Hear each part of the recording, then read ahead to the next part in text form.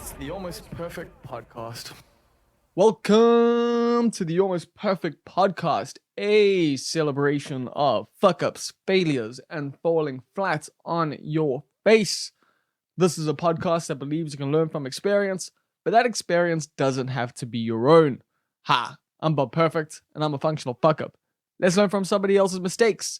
And today we are learning from Stiff Pap. That's right, we have got Ayema Problem and we have got Jakinda all the way from Joburg because they moved there, unfortunately, just before the pandemic hit. Things were going well, things were looking up, and then no.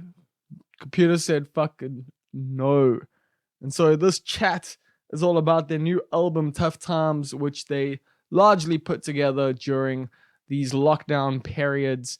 And it's a bit of a angry, depressing, realistic look at life in South Africa today. And so, yeah, man, this chat is a really fun conversation for the most part, but it does get into some very real talk. We discuss their frustrations as young South Africans at the moment, as young artists, trying to make it in very legitimately tough times. But we look back at the beginning. We look back at the good times where how they got together. It's a great story, and you really get a sense of their relationship, how the two of them work together. Yeah, there's a lot of love, there's a lot of respect, and there's some good-natured ribbing that goes on between the two of them. And yeah, man, they're super fucking dope. Like I've enjoyed them since their first track. I didn't realize that it was literally the first track they ever made. And ever since I got that track in my inbox, I've been like paying super close attention to them. I've been enjoying the hell out of their stuff. And yeah, I'm super keen to see where they can go once we can do things again, man. Once the world opens up a little bit more. I know there's all these fucking politics and drama and all the vibes when it comes to vaccine discrepancies and vaccine passports, and but I'm sure there will be a time when we can explore the world again and we can share art with everyone and we can come out of all of this shit hopefully slightly better off than it is now, hopefully. So that's what you've got to look forward today on the podcast. Like I said, it's a fun one. There's a lot of laughter, but unfortunately, we're living in shitty times. We're living in genuinely just fucking atrocious times. Like everything's a fucking joke at the moment. I'm not laughing. That's the problem though. It's like I don't think this Jacob Zuma shit is very funny. I don't think this circus that the media has created around his arrest and his contempt of court and his fucking sons, and just it's a complete and utter circus, and it's unnecessary, and it defeats fucking the point of literally everything. So watching all of that shit play out has really frustrated me and made me feel a little bit depressed. But at the same time, I'm just like, fuck it. I'm going to do my own shit, keep my head down, do those things. The things I talk about every week on this podcast. I'm just going to do my thing. And whatever happens around me, I'll try to help out where I can. And I'll fight for what I need to fight for when I need to fight. But right now, I don't give a fuck, man. I couldn't give a shit. Like, whether or not Jacob Zuma actually lands up in jail long term is not going to have any fucking benefits to my life. So I just don't fucking care anymore. Like, we know our justice system is fucking whack because this whole Zondo commission is a fucking joke in the first place. Like, this thing isn't even to put anyone in jail yet. This whole Zondo commission is so that now, afterwards, they can charge people and shit. And then go through the trial to actually... Like, these ours are going to be fucking like 90 years old before they actually ever land up in jail for real. Although, surprisingly, somehow Zuma fucked up. And now apparently there's a jail in Escorts and apparently he's there. I don't know. as I said before, you can show me photos of that guy in jail and I still won't believe that, like, he's not living it up in a hotel somewhere. So that's what's been going on in the week. What I need to let you know that this podcast is brought to you by you. That means you can support it by going to patreon.com/almostperfect. You can also buy a mug. They are 100 Rand each. They've got the Almost Perfect logo on them. And 10 Rand from each sale goes to Sasonke. Sasonke is a organization by sex workers for sex workers who are working to decriminalize sex work in South Africa, and they support sex workers in a number of different ways. So go check them out, sasonke.org.za, and alternatively, you can buy a mug from me. I'll slip them $10. What else? Yeah, I'm feeling better. I'm feeling a lot better than I was last week. For those of you who don't know, I had COVID. I still think I have COVID. I haven't left the house yet, so I'm gonna give it a couple more days. And yeah, it's not a fucking vibe. I'm not into it. Don't want to go through this ever again. And yeah, I'm not gonna get into the darker side of that shit. I'm actually going to talk about the good shit that's happening in my life at the moment. Because this week on Wednesday, myself and Sheldon Bankston pitched this cartoon that we've been working on. Some of you would know about it. It's called Super Delinquent Squad. And it's about two teenage girls who develop superpowers in a post-apocalyptic Earth. And that's all I'm going to tell you because, you know, this is some hot shit. And we got to pitch it to a really dope production company, an international production company that's done a lot of work, that's headed up by someone who's done a lot of stuff. So we pitched it to them. They laughed a lot. They had a lot of compliments. They loved the art direction. They are super excited to see more of what we've got. So we sent them some scripts. We've sent them our animatic. And they're going to get back to us in a couple of weeks. So yeah, man, we'll see where all of that goes. We've been working on this thing for like nearly 2 years. Basically, Sheldon came up to me after my performance of The End of the World back in August 2019. And he came up to me after the show and was like, yo, do you do punch-ups of scripts? Do you write it all? And I was like, this is just when I'd actually finished doing a course on Coursera on script writing. So I was like, yeah, dude, totally. And told me about this whole thing. And since then, we've just been working on it. You know, I've been adding to vibes. I've got written a script, one episode on my own, but most of it is me just punching up his stuff, giving ideas, creating some characters, fleshing things out a little bit, and just adding to his vision. And his vision's fucking cool. So I'm super stoked that I get to do that. And just super stoked that I've been a part of this process and that we've gotten this far, at least. Where it goes from here, I don't know. I'm not going to put too many hopes and dreams on this. I know how the industry works. I know that even if we get a pilot made, that there's a chance that you could get a network picking you up and changing the whole fucking thing and putting you on at 6:30 in the morning, even though you're aiming at like 15-year-old kids, and then you're just tanked after like 3 episodes. I know that those are possibilities. But if that happens, how fucking cool would it be to have 3 fucking episodes of a cartoon made? I mean, low bar, but that would be pretty cool in my book. So we'll see how this all goes. I'm excited for it. And yeah, that's the week. And that's what we got coming up on the podcast. Once again, I need to let you know that this podcast is brought to you by you over patreon.com/almostperfect. And over there, we've got a tier. It's called the Titular Titles tier. Now, this is a $10 tier, and it is the top tier over at patreon.com/almostperfect. Now, what makes this tier so special is you get to pick your title right here on the podcast. You get to become a part of the cast and crew here at Almost Perfect Media. So, first up, we got a shout out for Shendra Naidu. He is a spiritual advisor. Thank you very much for your work. Shout outs to Karan Sleman, who is the Almost Perfect hedge fund manager. Those funds are going up. I'm appreciating it. You're doing some great work there, Karan. Your upgrade from youth group leader has definitely paid off. Shout outs, of course, to Stephen Olafia. He is the executive producer. I think it was his birthday this week. I think so. Happy birthday, Stephen. Shout outs, of course, to Neil Green, who is the key grip, and we'll see where he lies on the flake department in just a little bit, actually. If you see a new episode of the Strongly Disagree podcast on your timeline, then you'll know that he is no longer flaky motherfucker.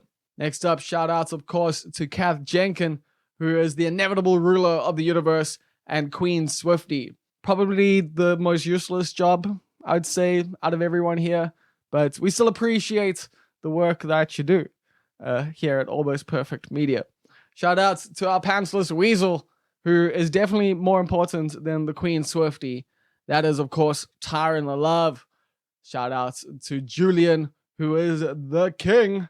Shout outs to Karan Chetty, who is the assistant to the regional manager. Once again, the regional manager position is up for grabs. If you want it, you know what to do. Patreon.com/almost perfect. Shout outs, of course, to Chief Sales Officer of Subtle Heresies in the Greater Overberg region, Rousseau.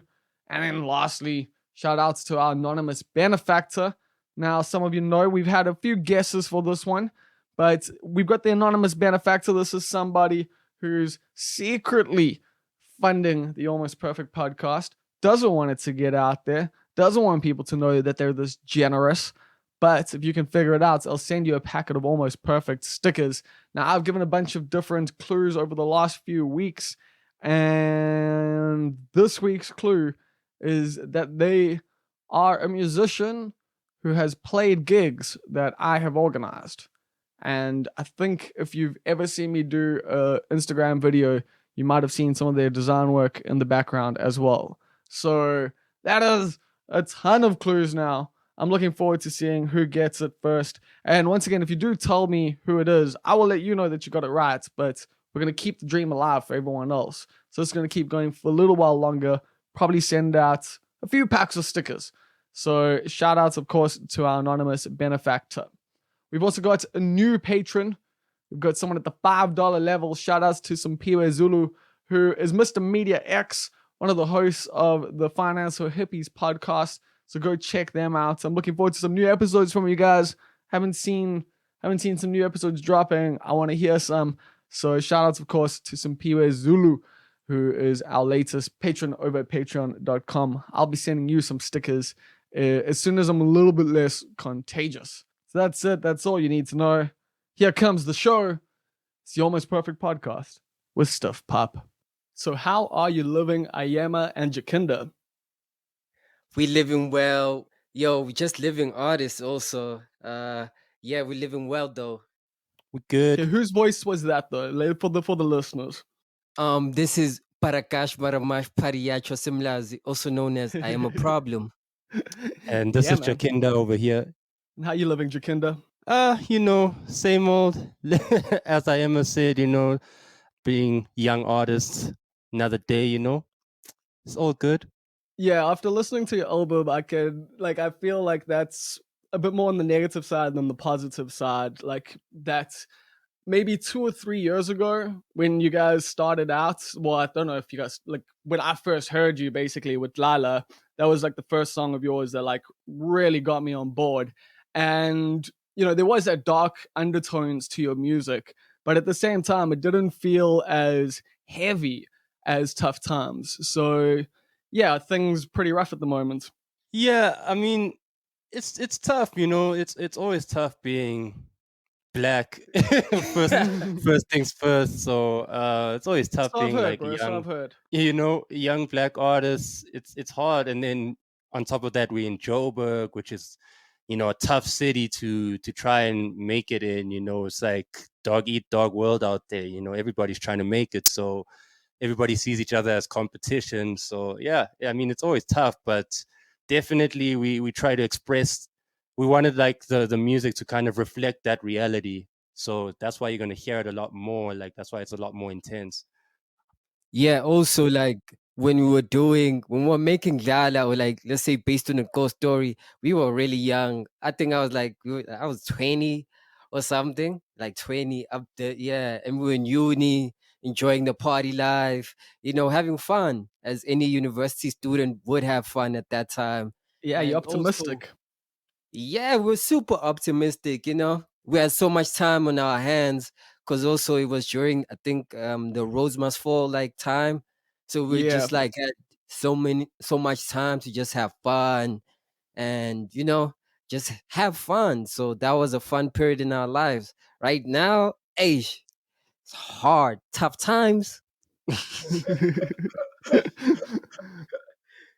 Okay, so that's the thing essentially. When you're in Cape Town, things were a lot easier. Life was a lot more chill. But now that you're taking things a bit more seriously, moving to Joburg, and that's the thing. You guys moved to Joburg just before the pandemic hit, basically. From what I understand, it was like, cool, we've got some steam. People are digging our vibe, and Joburg is where you make it as a musician in South Africa. So let's go there.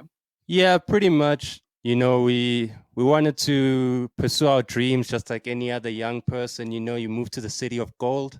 You want Yeah. to make something of yourself. You want to be on TV. You want to be heard on radio, and a lot of those big stations are here in Joburg. So we just felt like what we really wanted to achieve, we weren't going to achieve in Cape Town. So it just made sense for us to head this side. That's fair enough. I think a lot of artists feel that need. I know in Durban it happens all the time. People make that leap because there is just a different level, and there is just a different level of connectivity as well up that side. You're actually constantly seeing and working with people who are doing dope shit. But then the pandemic hit. So what was going on then? Because did you have some steam behind you when you moved to Joburg? What was the vibe? Yo, we always making something. The thing about us is we creatives, as our bio says, multi. What is it? You got Multidisciplinary artists. yeah, Amen. like we always working. Like before the pandemic hit, we were already like working on music already. Like we're working on music. We already had like Ebum Nandini, and we got like funding for that. We already We're gonna think talk of about that like just now. yeah, we're thinking about so many ideas, like we always working. So when the pandemic hit, it was so hard because the work stopped for some time. But like I think during that time, like it was a time of reflection and refinement because like musically, we were already like on 30 songs, like 40 songs deep, Oh like shit. going to tough times. We had a lot of songs. So it was time to like, like sit back a bit and we find what we're working on. Like we find the concept of the next Stiff Pap project. Like we find the branding around that concept, and just to get time to make sure like everything is proper, like we have our ducks in a row, so when we drop our stuff, everything hits. Yeah, I mean it's a polished release, dude. Like you guys definitely knocked it out of the park with the entire thing. Thanks, man. Yeah, we really put in the hours for that. Like, because I mean, once the pandemic hit, we obviously had to stay home for a long time. So fortunately, we have like a home studio. So what we started to do is just keep refining it. Keep refining the music until we really couldn't do anything more to it. So we put in a lot of hours just to get it to the point that you guys hear it at now. Like we put in more hours than we had ever put in for any other project, really. I think so. To that extent, the pandemic actually helped us because it just forced us to do what we could with the time that we had. Yeah, I think that's a sentiment that's been repeated a few times on this podcast. Whilst a lot of us have suffered greatly in terms of income, it's that time to yourself to actually create and to actually iterate and to take out for myself, like scripts and stuff like that and rewrite them and like yeah, just try and constantly improve on other aspects of your life whilst you can't do the things that you are wanting to do.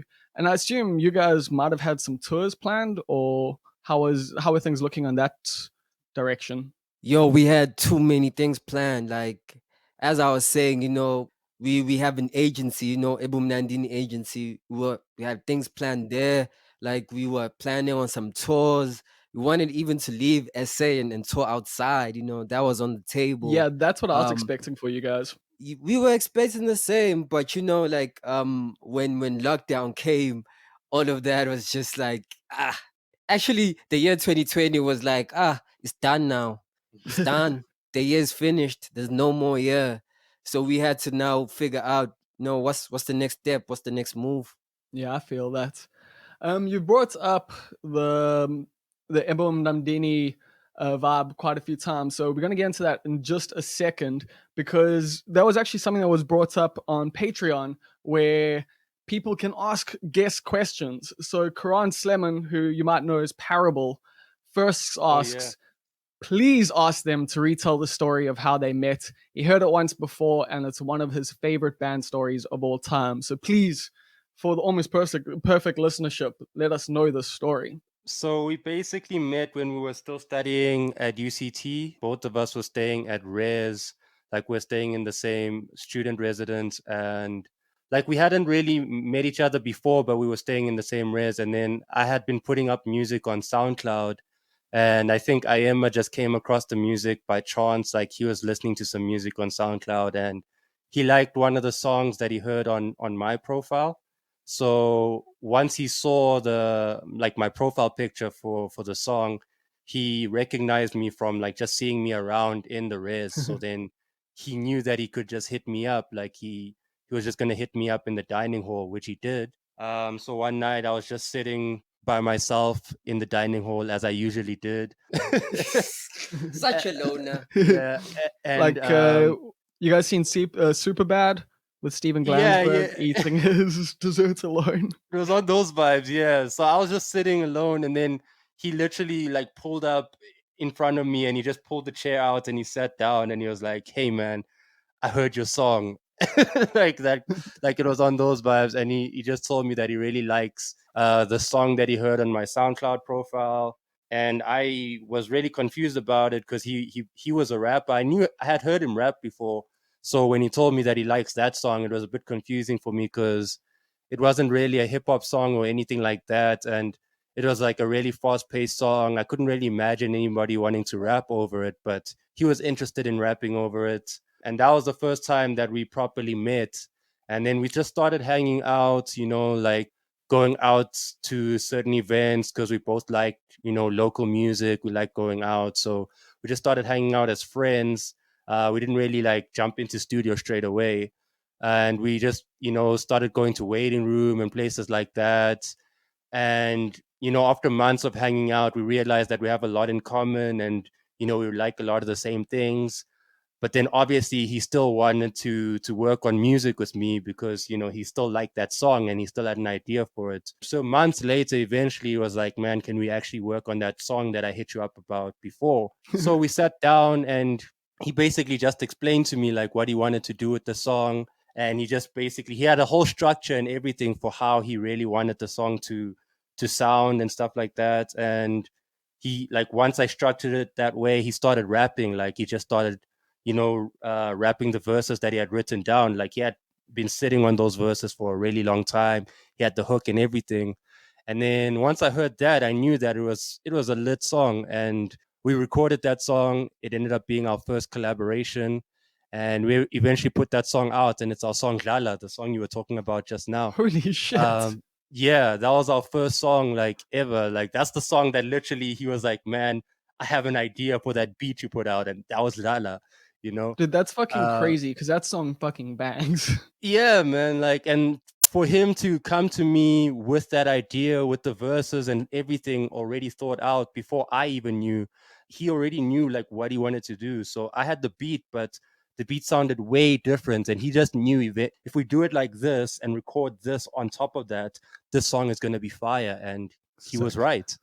He was right. And that's how we became Stiff Pap, basically. Like once we made that song, we pretty much knew like we've got to make way more music. Like this collaboration, like this is our first song. Imagine what's gonna happen if we keep making more, Dude, I honestly thought you guys had been, making music together for a while before that song came out. Like that didn't sound like a first time collab kind of situation, especially from two, relatively, well, not even relatively, you guys were pretty unknown, on the South African scene at that point. So to come together and then produce this song that's just like everyone's like, what the fuck is this? That was our first song, literally. That was our first song. Like that song existed before we even had a name. Like before we even called ourselves Stiff Pap, we made that song.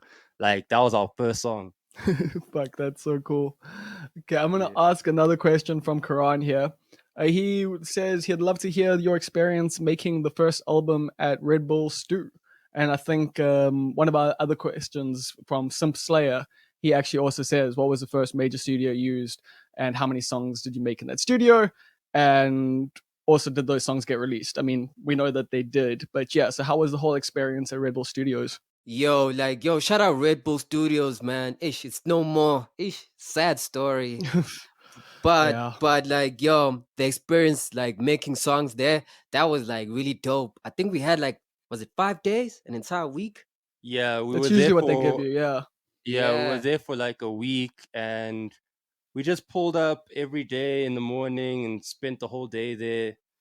We already had a couple songs that we had the beats already, that like we had like rough ideas that we wanted to record. So we mostly used the space to record more than the space to like make beats. Make beats. Yeah. Yeah. We already like, as I was saying, we make music like most of the time.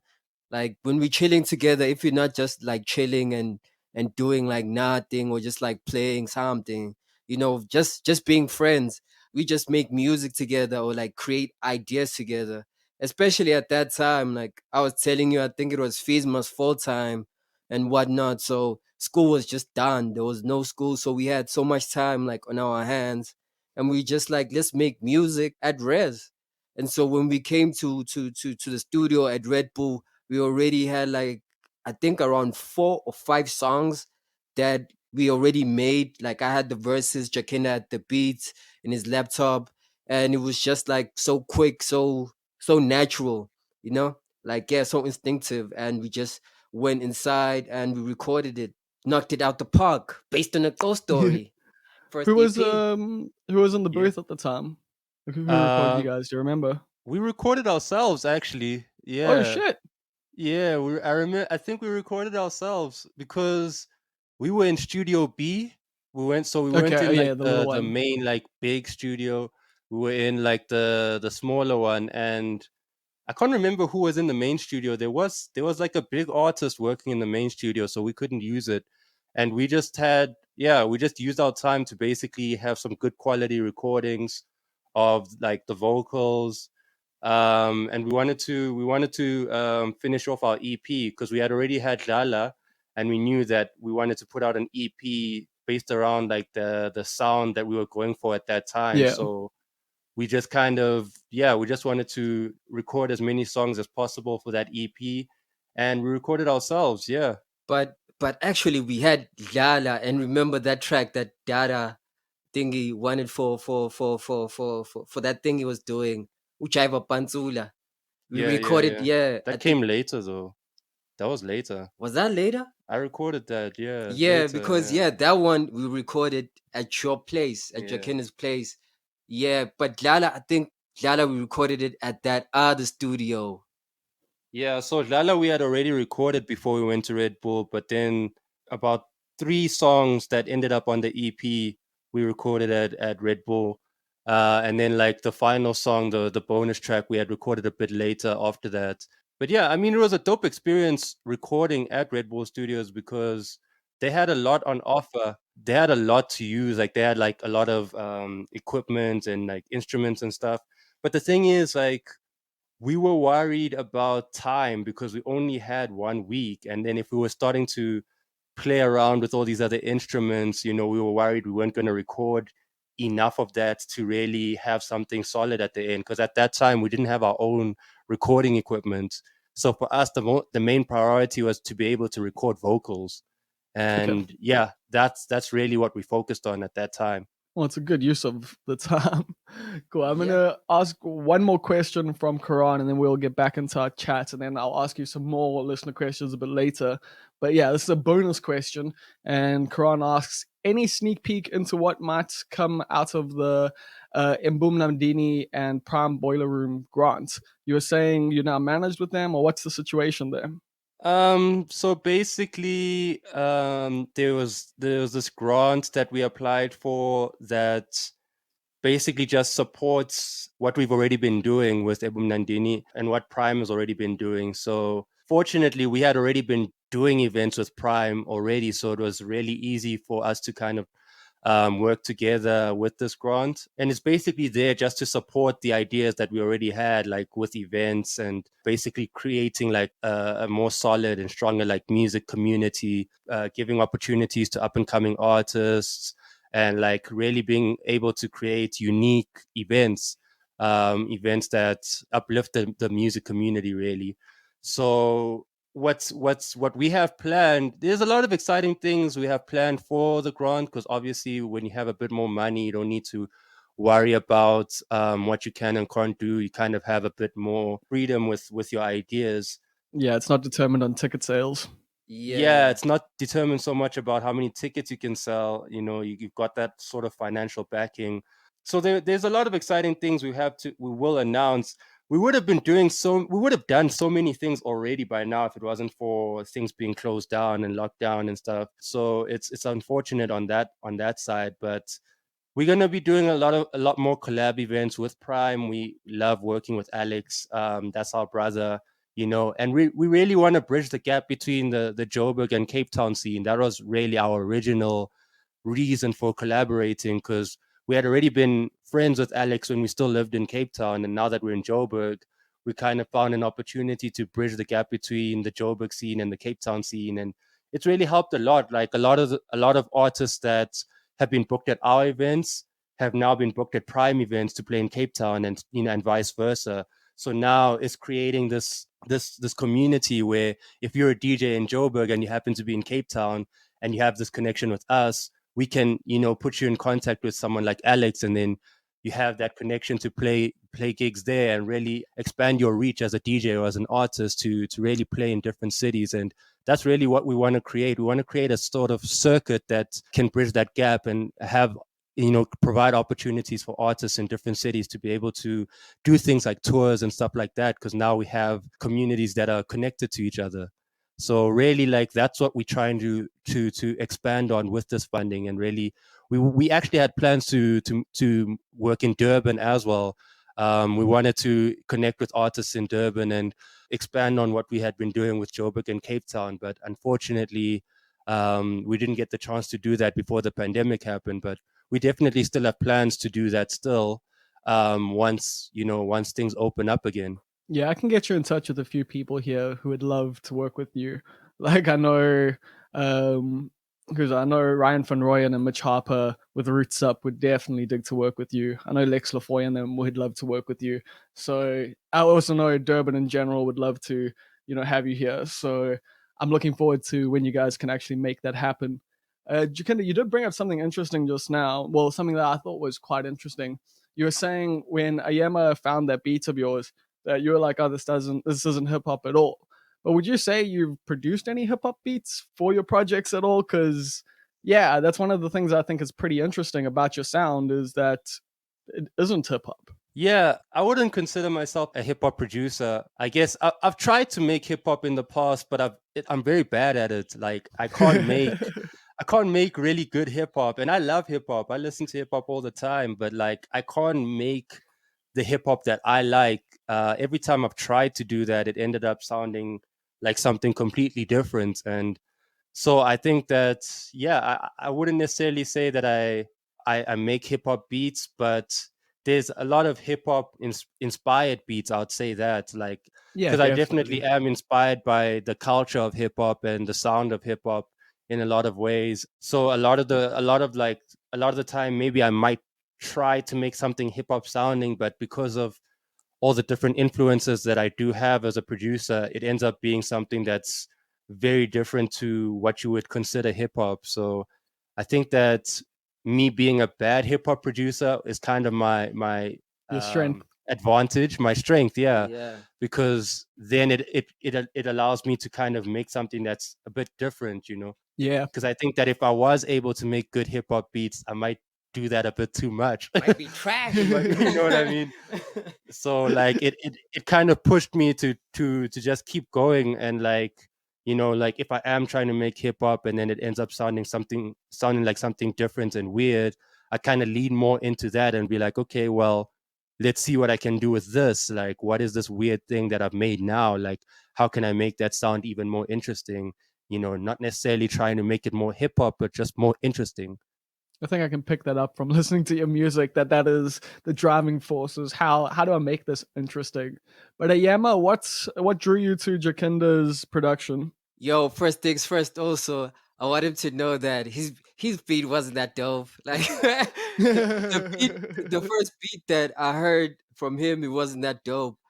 But it had potential, like it had like there was drums. Wow. Like he knows this also. I think I told it on the song. I think I told it's on the it's on the album, on the full length project actually. Yes. What drew me there was I like when I hear something and it's exciting. I like when I hear something and I'm like, what is this? And me trying to wrap my head around like the production, like how was he able to do this?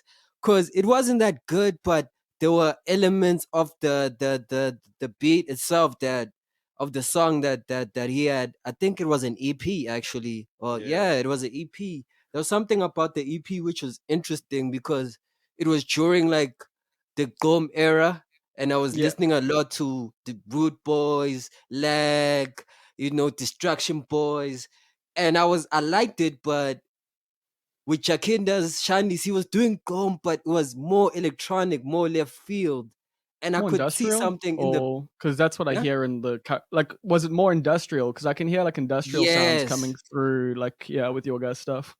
you're right. It was more industrial, more grimy, Like Gom is grimy in itself, but Yeah. that production was more grimy.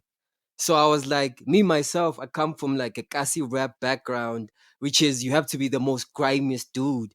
So like I was attracted by that. I was like, yo, I like these beats because they're grimy, and I like rapping or putting my vocals on top of grimy beats. Basically it. That's the story. Done. Cool. Well, so what I'm picking up here is you guys probably have a pretty good culture of criticism of each other, or are there sometimes some like, sore points when, Ayema says stuff like, the beat wasn't that good? Because I assume that's what actually helps you guys make better music, is by being honest with each other and being like, nah, that doesn't work, or this is like sick. Yeah, I've played him beats before, and he told me that they were straight up trash. Like,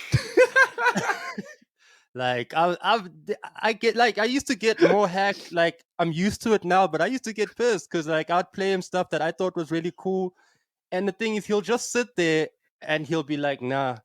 He'll just, he'll just sit there and he'll just he won't like it, and I can just tell that he's not going to change his mind about it at all.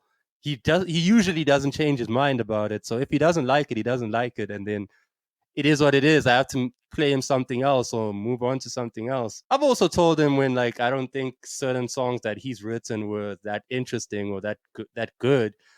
So yeah, we have that healthy criticism for each other. Because also the thing is, we're good friends, so we have each other's best interests at heart. So like, I wouldn't let him put out something that I think that would make him look bad as an artist, and he wouldn't let me do the same. So I would just tell him like, man, I don't know about this one for you, like even for his solo stuff, I'll tell him like what I think. So I think that we have a good relationship in terms of that, to be able to just help each other improve, which is very important, man. Like you can't be a yes man when it comes to art. You have to be like very serious about this, and you have to say like what's on your mind. You have to say what you really feel. I like that because it comes from a place of love. Like it's a Yeah. thing of like genuine respect and like being like, it's not like a jealousy thing, or it's not like this guy said, this about my beat, so I'm gonna tell him his raps are whack. It's like, it's a genuine thing of like, okay, like my beat might be a little bit whack, or okay, my raps might need a little bit of work on this one. That's fucking healthy. That's dope. Yeah. Also, like, you also have to acknowledge sometimes that maybe, sometimes it's not even that the beat is really that bad. Like maybe he doesn't like it and someone else It does. doesn't work for him. Yeah. You know what I mean? So there's also that. You also have to like have a sense of confidence in yourself. Like if you think it's still dope, despite him not thinking it's dope, then that's that.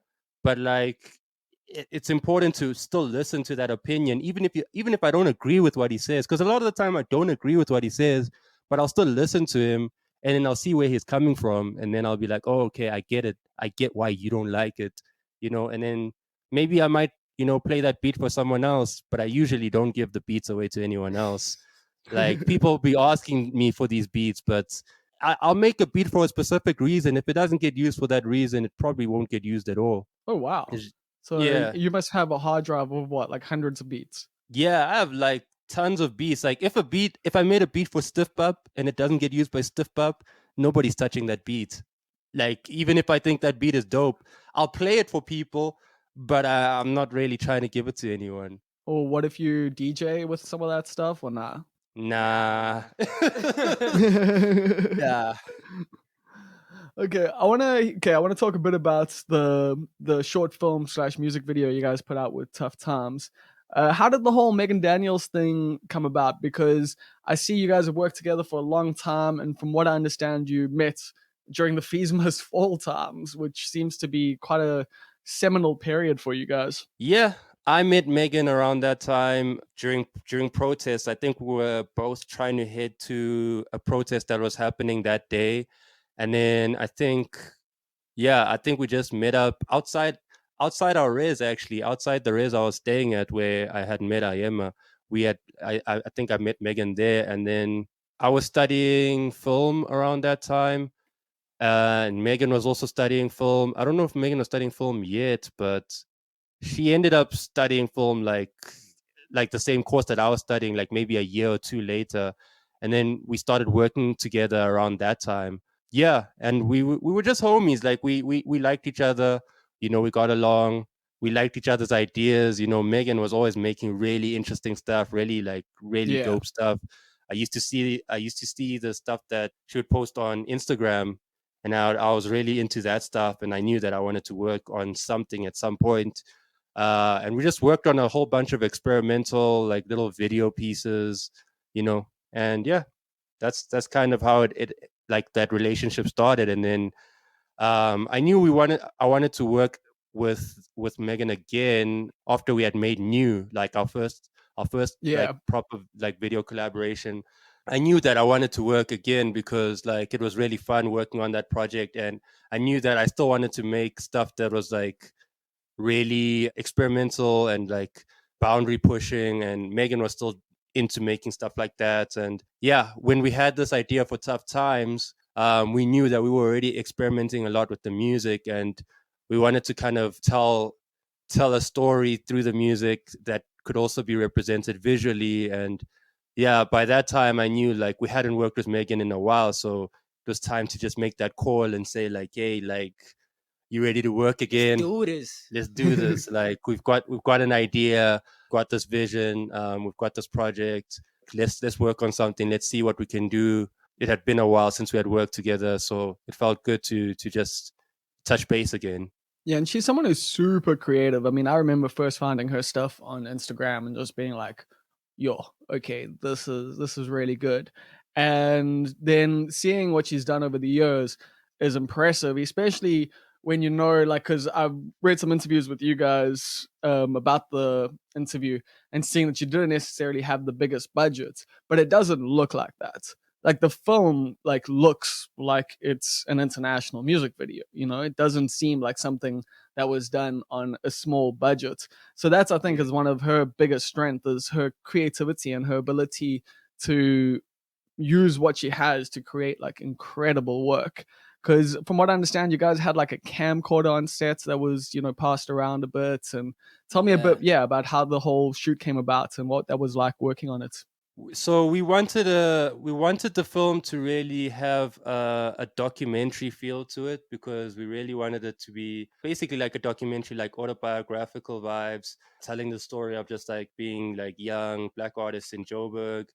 We also really big on collaboration, so like it was very collaborative. So having the camcorder on set, like, kind of being passed around, different people had it at different times. Even we were like using it at certain points whilst we were being filmed. We really wanted to have that collaborative aspect to the film and this sort of documentary DIY aspect to it, because the whole concept of this project is very like DIY, inspired by this DIY culture of like Yeah. Joburg youth, you know, Yeah. kids making things out of nothing, you know, kids making things with what they have, you know, with really cheap equipment. Obviously, some of the equipment that we used wasn't so cheap in this What? film, but like we really wanted to incorporate that aspect of like DIY culture and kind of like making something with the resources that you have. So yeah, everybody was really open to that collaborative aspect on set. We had a lot of the people that we worked with were people like we had been friends with for years, like Kitu and Lebu literally styled our Mkokotelo video years before. Boiler room performance. Our even. boiler room performance, like I remember I first met Kitu like via Instagram. Like we had just been following each other for years before we even like really met. We had just been, you know, fans of each other, and like these are all like everybody that kind of worked that was like a big that played a big role on the project is someone that we had been working with for years already. So we love working with our friends, you know. All of our big projects, we work with our homies. Even like the person who makes the project, JBS, like he's a homie of ours for years. He had been working with us for years. He makes Stiff Pap radio as well, you know. So for us, it's always about having like family, you know. It's about like that family aspect, you know. Me and Ayema, like we're family, we're brothers, you know. So we always want to have that sort of like strong connection with the people that we work with. That's why we don't have a lot of features also, like in our music. I'm sure you've noticed that, like Yeah. our music doesn't have a lot of features. We usually work with people that we've known for years, like BCUC, like Joby, yeah. we've known Jovi for years. Like I met him in 2018, and even when he met me, he told me that he was a fan of us, you know. So like it was already that we had that relationship with him. Wiki's And obviously a new Moonchild? homie. Uh, Moonchild, Moonchild. we had known Moonchild since 2016. Like people don't even know this. Like we first met, Moonchild was one of the first people that ever heard Lala before it even came out. Like oh, before Lala wow. even came out, Moonchild came to my res because I was sending her beats.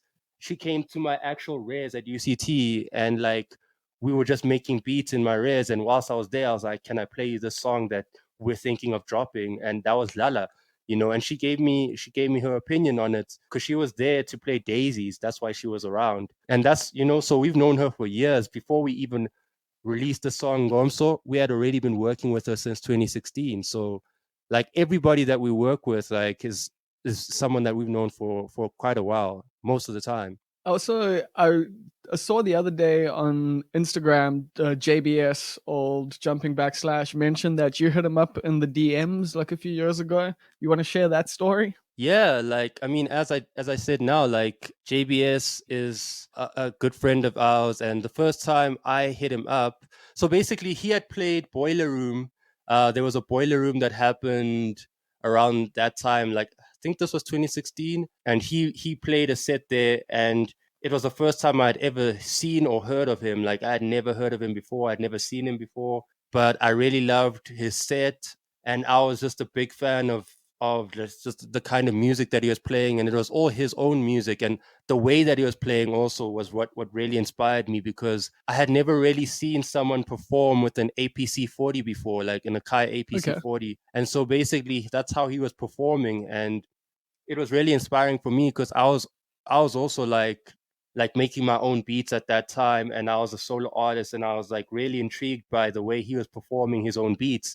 And so after seeing him perform, I emailed him, and I sent him a bunch of the beats that I had been making, and I told him like, yo man, I'm a producer, I saw you perform and I was really inspired, and you know, I'd love to get some advice from you, like on how I can improve my sound and just how I can, you know, be a better producer. And I had actually emailed maybe 2 or 3 producers, and he's the only one that actually gave me advice. He's the only one that actually listened to my music and gave me proper critique and he told me stuff about like, he was like, if I produce on Ableton, I should do this and this and that, like with my levels, because he's also a mixing engineer. So Yeah. he could tell that I knew nothing about mixing, and he could hear it in the song. So he was like, first things first, your mixing is terrible. You know, you need to be, you need to That do brutal this and that. criticism, I love it. Yeah, you know, like he straight from the jump, he was telling me like, your mixing is bad because of these reasons. And he told me, and I still didn't understand what he meant, but the fact that he was actually telling me, in writing, that I could go back to like those messages and learn from that. And even if I didn't know what he meant then, I could Google whatever he was saying and understand what he was saying. He took that time to really explain to me. And I really appreciated that. And I still, I still love his music to this day. And fortunately, we in a much better position now. We ended up making more money from our music. So once we started making money, we went to him and we're like, man, we want you to mix our projects because you know exactly what we want to do with it. He had worked with a lot of artists that we really loved. He was a great producer himself. We liked his style, so we kind of felt like he would know what to do with our music as a mixing engineer. He would know like where we're trying to take our sound. So that was just a natural sort of relationship that we started. And yeah, ever since 2016, like he's been like a mentor, a big brother, like friend, all of that. Yeah, I think he's been like, people don't know it, but the people who know it, but the people who don't. But like, he's been super influential in the background of like a lot of new artists, essentially, Yeah. just helping them in a lot of different ways. Yeah, like he has worked with some of your faves. Like anybody that's listening, he's worked with a lot of your faves. Like he's mixed their projects, he's produced their music. Like he's worked with so many people. He's got so much experience, and he's got so much banter. That's another thing that I love about him, man. Like it makes it. I love working with people that I can just chill out with. Also, people that don't take themselves too seriously. I think that that's like a great quality that he has. That's like he takes his work very seriously, but he's also able to laugh at himself. He's also able to just crack some jokes and just talk, just have some banter. I love him. Yeah, and I think his mixing suits you guys, especially because you've got like that punkier, like kind of sound to your music, that gritty vibe. And if you listen to like some of his music, it's also got like those elements to it. It's not, I mean, you guys have similarities and massive differences as well, but like that general influence of just like being a bit noisier and being a bit heavier and more discordant, I think is why like him mixing your stuff just works. Yeah, definitely. Like we had worked with a mixing engineer before him, but I don't think that guy really understood where we were trying to take it. But like JBS knew exactly what we were trying to do because he's been a part of the scene for so long, and he just understands just like where music is at in South Africa, and like he understood like our inspirations and stuff like that. So he really understands. He gets it. Cool. One thing I really want to know is, why did you guys choose to close with Sasa? Because it's a very like heavy song. It's a very like, I'd say it's probably the like heaviest song on the album. Not in terms of like sound, but also in terms of Definitely sound, top. it's pretty heavy. But like just lyrically and in terms of the concepts and that. Why did you want everyone to go home on that note? I think we need to correct you on that one. We finished with Top Gun, but low key, I understand why you're talking about Sasa because it is one of the last I tracks in the don't see project. I don't see Top Gun on here. It's on Spotify. It's not there for me. I didn't Top hear it. Gun, you Yeah. gotta hear Top Gun. Yeah, it's What? the it's it's the last song. It's the It's last no, it's song. literally not there. There's the track 10 is like, I'm looking at Spotify right now. I haven't heard it Oh my god. because Sasa is the last song on Spotify for me. I don't know why that is, but like, yeah. Yeah, I went. Nah, Sasa, man, we had to get Sasa out because also it would just make us so like unaware like of the situation that we living under in South Africa, the situation that black people are living under across like in the world. Like it's not just us, it's the world. It's Yeah. not just us, South Africa, it's the world. So we felt like we had to get that energy out there. We had to get that mindset out there that yo man, we're actually people who are aware of the socio-economic like situation in South Africa, of the political situation in South Africa. You feel me? Even with the title Sasa, Yeah. you know, it's like I think that's like the social services agency of South Africa, something like that. but I'm getting that wrong, totally wrong. I should know. South African Social Service Agency. Yeah, you're Thank close you, enough. Jakinda. But yeah, man, it's just to also bring that out because me myself, I was a recipient of that grant they gave like people during COVID, like Oh, that snap. 350 grant, and a lot of the people that I knew personally were recipients of that grant, but because of corruption, because of people misspending money, people weren't getting that grant, like that grant even stopped right now, which is a grant which was helping a lot of people, especially since South Africa has the highest like unemployment rates in the world, but Yeah, it like just nearly 80% youth unemployment. you feel me, and it was just that thing, like me and Jakinda are grown now, we've been watching the news, we've been reading stuff, so we'd be really unaware, and we'd be really like, pushing a propaganda that we don't really like if we didn't drop a song like Sasa, which is about the times, about how the youth especially is frustrated at how the people that are in power are governing our country. Yeah, I'm with you there, man. Because I think one of the most depressing sights, like in South Africa, are those lines outside the post office that you see like once a month for a few days because of people collecting their social grants. And it's so dehumanizing. And it's so, like, it's wonderful that people are getting some sort of assistance when they can, but just the whole process behind it and the whole system behind it is so fucked up. So that's why I was like, yo, this is such, like, it's such a necessary song, you know? Very necessary, very, very necessary. As you were saying right now, like this the entire thing, like the entire like system of Sasa is sometimes dehumanizing. Why do people have to stand there? Why don't you give them cards? Why don't you like do something just to Yeah. stop that element? Like away you are helping out because the system is like really bad. You're giving welfare to the people, but it doesn't mean that you have to like like dehumanize them and make them feel less because they're receiving like help from the government, which also is that their money. It's the people's money. They pay taxes, they pay VAT, they pay so much. Like at least make them feel human if you are gonna help them. Yeah, for me, my biggest arguments is just, like the fucking gold mines. Like, why are American companies and British companies the ones that are making all the money from that and not South African people? Like, I can never fucking understand that. Like, that we actually let that happen. Because you look at other countries, you look at places that do have resources like oil and stuff like that, they make sure that that money goes back to the people of the country. But here in South Africa, we get fuck all from it. And the least that happens is those companies pay tax sometimes. And then sometimes that tax money goes, to people who need it. Yeah, man, it's a legacy of colonialism. Like that's why we have a line on the project. Apartheid still exists, like literally, man. Like Bro, all I of these won't argue with things.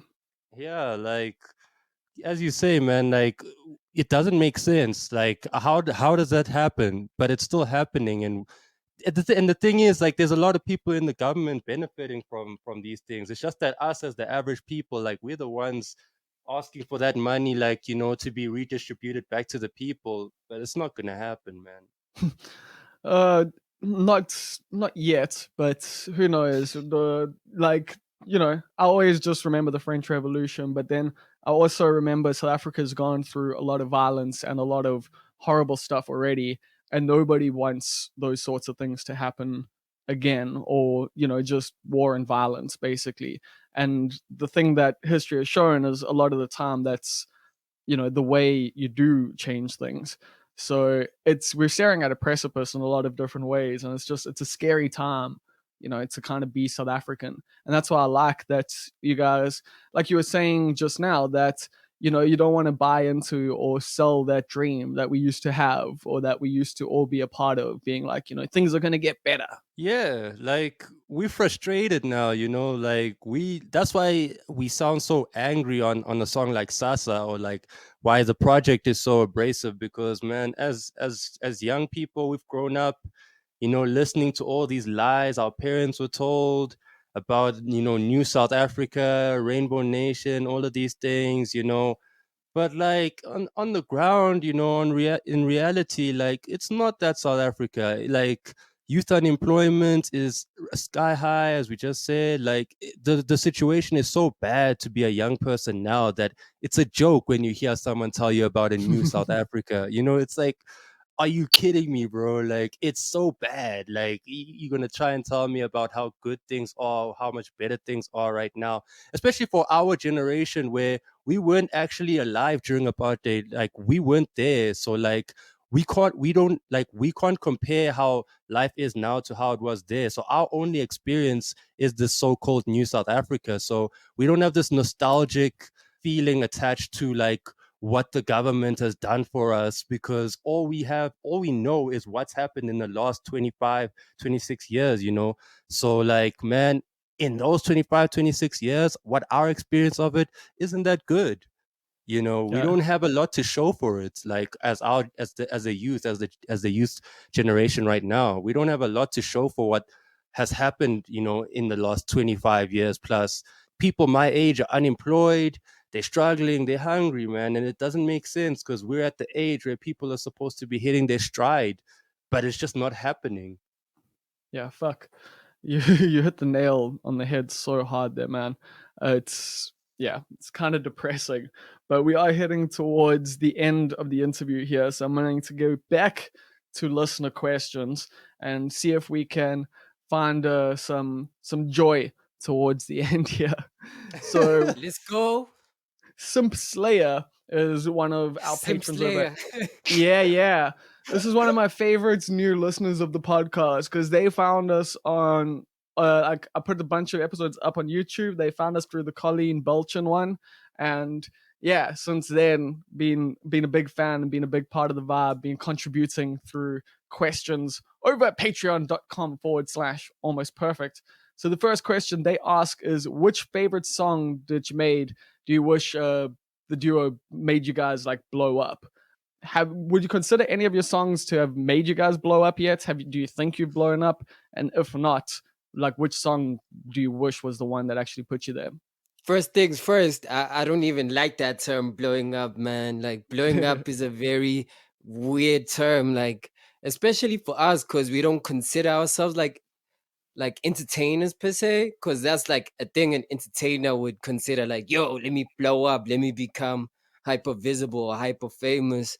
We artists, we in it for the long run. We just want to I wouldn't say maintain, we just want to be respected up until forever, doing this forever. But a song that I wish made us blow up, because there was a stage, university, everybody's like, yo, you're gonna blow up, and which one? I would say Top Gun. I like Top Gun. That one you didn't. I think it's gonna make us blow up hardcore, but also I if need it to doesn't, find the it's song, fine. bro. I You're can't gonna find it on see it. Spotify. I don't know why. You're gonna see it. Don't worry about it. That's the anthem. Like that's Okay. for, because it's such an anthemic song, especially for our day one like fans. I feel like they should be playing it for everybody, because it's for them. Like we strictly made it for them, for the day one homies to be like, thank you for being with us through this journey. Please stay with us, and we love you all. For all the brews, the gang, the crew, everybody who loves Stiff Pap. Please make that song blow. It's called Top Gun. Cool. I found it on YouTube, so I'm gonna give it a listen just now. Okay, next up, Simp Slayer. They were chatting about the studio vibe as well, so we've spoken about that. Okay, they ask, do you want to be arrogant and take the title of coolest duo in South Africa in terms of style and music? I mean, I don't know. I don't like we. How do I answer this and not sound arrogant? I mean, okay, we try and be ourselves. Like we try and be the coolest versions of ourselves. So like, in terms of style and music, man, in terms of music, like we don't even try and like make cool music. It's just like we want the music to be as much a reflection of our taste and our ideas, and it just happens to be jiggy. It happens to be wavy. In terms of fashion, like same thing. Like we don't even necessarily try like to be like that, I guess, trendy or whatever. Like we just really like what we like. And in terms of style, like I'm personally someone who's really into art. Like since I was young, since before I made music, I was really into art. So it's just who we are. I think it's just who we are. We really just try to be the most accurate reflection of ourselves as people. So if we happen to be picked as the coolest or like the jiggiest or whatever, man, like it is what it is. And for also other to people be to decide. also to be very, very arrogant and also very, very confident. Yes, we are the coolest duo based off the music and based off the swag. I like that we get your dueling personalities like perfectly through that answer. Like the two of you there, it's like that just like spells your dynamic perfectly. Have you guys toured out of the country yet? Nah, we haven't actually. We really want to, especially with this project. Like, Yeah. I wanna tour with like a full band. Like, I wanna take a Oh, band and what? I can hear like, that because yeah, like I wanna take a band. I wanna take dancers with us and just like hit like festivals all around the world, man. Like people don't, that's the thing, like people think the way we perform is the way we're going to perform forever. The way we perform is constantly changing, it's constantly evolving, we're always trying different things. In 2019 Capsule Festival we performed with a drummer. You know, nice. people never expected that. Like we've performed with all sorts of different dynamics. Boiler Room, we brought out two dancers with us, you know. So really, like we want to perform with a huge ensemble like Fela Kuti. You know, we wanna switch up the dynamics, you know. Because with us, it's just about like expressing different ideas. You know, we wanna like bring people into our world. We artists, as Ayema said earlier, and like we have a lot of different ideas for how, you know, music can be presented. And you know, the same way people will like line up to see a Solange performance, and just, you know, because of the art direction and stuff like that, you know, people need to see that like we also have amazing ideas for art direction and things like that, for stage, you know, for stage composition and all of those sorts of things. And the only thing that's really held us back up until this point has just been budget. But each time we get the opportunity to do something different or interesting, like we always do it, you know. So definitely if we get the opportunity to tour overseas, like it wouldn't be no ordinary tour. We really want to just like do what other people aren't doing. You know, we want to be unique because our music sounds unique. So why should our performance look like anyone else's performance? You know? I dig that because there's actually, I don't know, you kind of reminded me a little bit of Fucker there because those guys like have one of the most unique live performances, you know, I've seen in South Africa. And I Yeah. love that shit because, yeah, it's different. And I mean, I love when artists, I mean, like even Tor Rickson's another person who's constantly changing up his stage show and constantly just evolving. And like when they've got budget, they throw the budget into the show so that the audience gets more value out of it, you know? Yeah. Like I once saw Tor Rickson perform at Design in Daba with like a 6-piece band. You know, that was dope. Like, you know, you wouldn't expect it. Like you would think that he would just come through with some CDJs and maybe, you know, play the trumpet. But he came through, he had a full band, backup singers, you know, like multi-instrumentalists, Yeah. like, you know what I'm saying? Yo, And they had Yeah. like I think like six singers come through like and perform different yeah, songs. you That know, sounds like Tor, bro. Like if you he's got know, some money to pay some people to join him on stage, he will. exactly. Like that's what we want to do too. It's like people, because when some people get scared sometimes when we ask for like a big budget for things, they think that we're just gonna take that money and eat it and just pull up with just the two of us. But the thing is, when we ask for a budget, like it's because we have a lot of people that we want to bring on board and work with and stuff, you know. So each time we get a bit of a budget, we try to show that to people that like actually this is what we would do with a budget, you know, this is what we're able to do. So all the bookers out there, if you're listening, you know, the Tough Times tour, you know, offer the coins.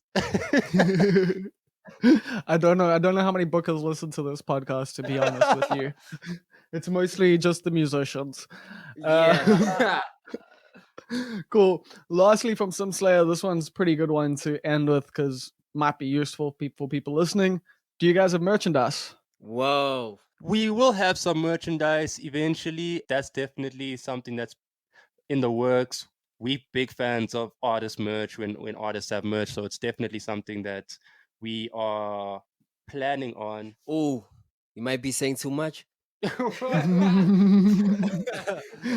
Is definitely, that too much? Like very vague, like, oh, we might do something. You're saying too much. Yeah. you know, we love fashion and all of those sorts of things. So yeah, I you can know, tell. we might drop a young collection, a young capsule. A young capsule. As Simsley was saying, we are the coolest duo in South Africa based on the music and fashion. Cool. So that's something that we may or may not, be able to look forward to in the future. Is You know, some it Stiff Pap might stylings. not. Who knows what the future holds, bro? If there's one thing that this last year and a bit has taught me, it's like don't make any plans. Like have some hopes, have some dreams, work towards them, and whatever fucking happens, happens. Like, You know. yeah, man. Well, I want to thank you guys for your time. This has been such a dope chat. It's been so rad actually just getting to know you because I've listened to your music for ages. I used to play it on like DYR in here in Durban, like on the radio and shit. Like I used to love playing Dlala, and we would actually get like fairly often people would like WhatsApp and be like, yo, this song is dope. So it's cool to finally actually like get to interview you guys and get to know a bit more about you. I hate that it's under these circumstances, but at the same time, at least these circumstances have actually, that was one thing I did want to bring up is the fact that, have you guys noticed that when South Africa is fucking out, so like during Fees Must Fall and now during the pandemic is when you guys have had like the most time to create? Yeah. Yeah, that's true. It's always during political turmoil. Political turmoil.